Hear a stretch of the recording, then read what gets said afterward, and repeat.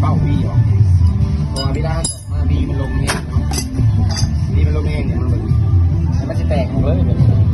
นจะแตกมุนออกไปนี่เนาะแต่เวลาเขาตอกมันจะตอกยากแล้วมันเกลือมันจะตอกเขาไม่ชิมันจีบอกเห็นบอกเห็นบอกเห็นบอกมันจีบอกเกาะเห็นบอกเบ้าบีตัวนี้นี่มันยังเบาคาอยู่ในนี่เนาะเดี๋ยวเขามีเครื่องมือตัวนี้มันก็จะซอยแห้งเขาได้ซอยเวลาเขาได้เอาชีลองเปิดกันเลยมาจะลองมาดูเลยเราซื้อเอาบล็อกจะที่ตกเครื่องมือดูเอาเขามันตรงร่องมันไง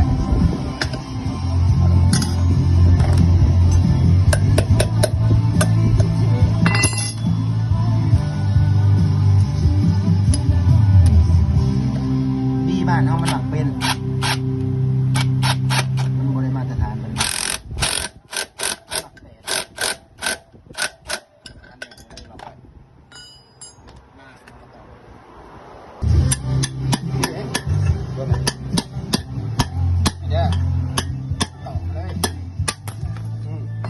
แต่มันเขียวไปนี่จะสีง่ายกว่าเขามีเครื่องมือตัวนี้มันจะสีง่ายสะดวก